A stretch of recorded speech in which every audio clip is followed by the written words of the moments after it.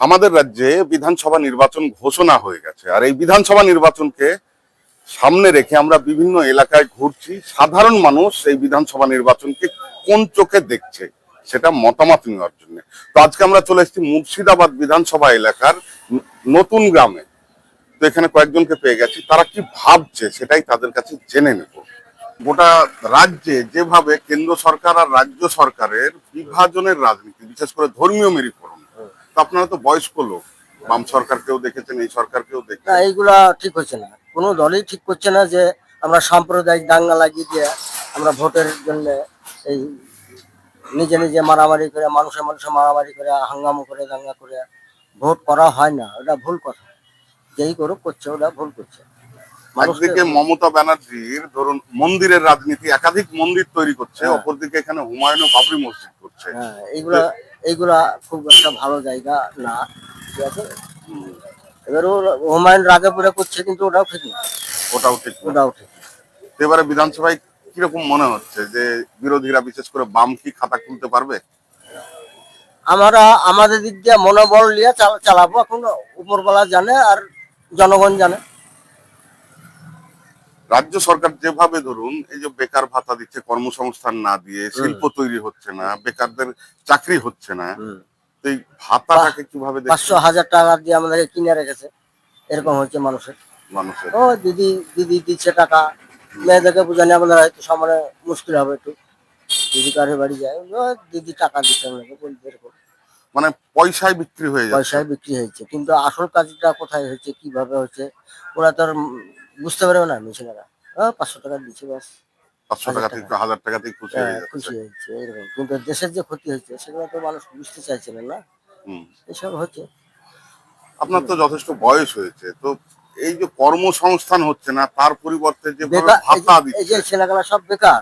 হুম। বর্তমানে এরা শিক্ষিত ছেলে বেকার।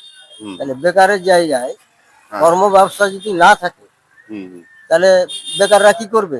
চিন্তায় অন্য অন্য খারাপ কাজে লিপ্ত হয়ে যাবে। লিপ্ত হয়ে তাছাড়া যাচ্ছে। কি করবে? কেউ গাঁজা খাতে যাবে, কেউ মদ খাতে যাবে, কেউ ঝামেলা খাতে যাবে, এইসব হবে।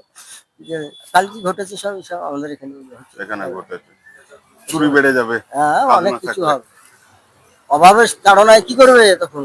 হুম। বাপের কাছে চেয়ে পাবে না, নিজের কর্ম ব্যবস্থা নাই, তখন তো একটা খারাপ কাজে লিপ্ত হবে। হুম। তাছাড়া আর কিছু করার আছে আর?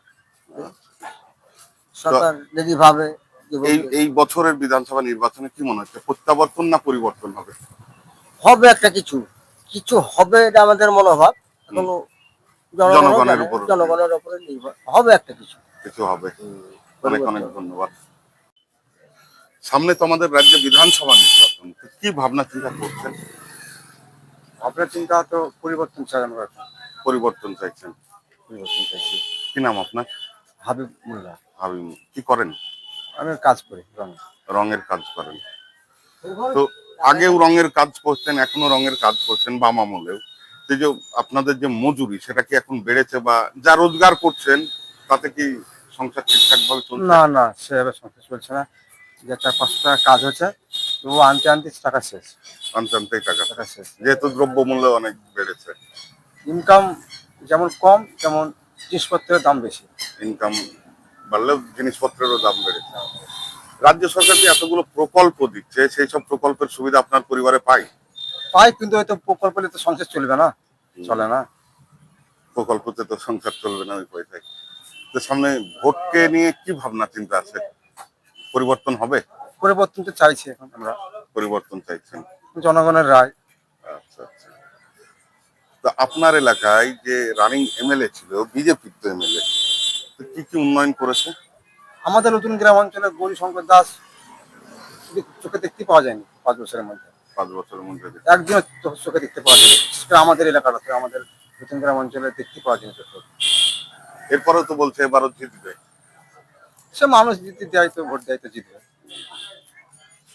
আপনারা তো বিভিন্ন হিন্দু মুসলিম সবার বাড়িতেই কাজ করেন, এই যে এখন যেভাবে ধর্মীয় একটা মেরুকরণ চলছে, তো তার কি কোনো প্রভাব পড়ছে সমাজে? এটা আপনার বিজেপি এবং তৃণমূল এটা করছে হিন্দু মুসলিম, কিন্তু আমরা যেসব পাবলিক বাড়িতে কাজ করি বা অন্য কোনো জায়গাতে কাজ করি বা অন্য হিন্দু বা মুসলিমের সঙ্গে উঠা বসা করি, তাদের মধ্যে কিন্তু এটা কিন্তু না হিন্দু মুসলমান, কিন্তু এই বিজেপি এবং তৃণমূল এই দুই দলই মানে মাথায় ঢুকিয়ে দিচ্ছে সাধারণ খেটে খাওয়া মানুষের মধ্যে হিন্দু মুসলমান একটা বিভেদ, একটা অশান্তি ঢুকাচ্ছে, ওরাই ঢুকাচ্ছে।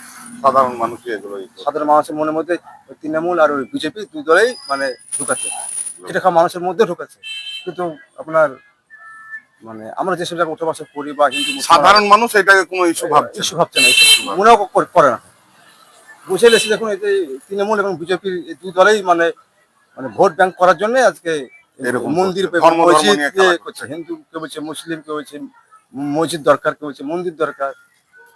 কিন্তু আপনারা সাধারণ মানুষ সেটা চাইছেন না। না না, আমরা সেটা চাইছি না এবং আমরা সেটা মেনে নিই। তাহলে এবারে কি চাইছেন? পরিবর্তন হোক রাজ্যে? পরিবর্তন হোক, পরিবর্তন চাই আমরা, পরিবর্তন, কাজ চাই মানুষের, কাজ, কর্মসংস্থান, কাজ চাই শিক্ষা, মানুষের, স্বাস্থ্য, শিক্ষা, স্বাস্থ্য। অনেক অনেক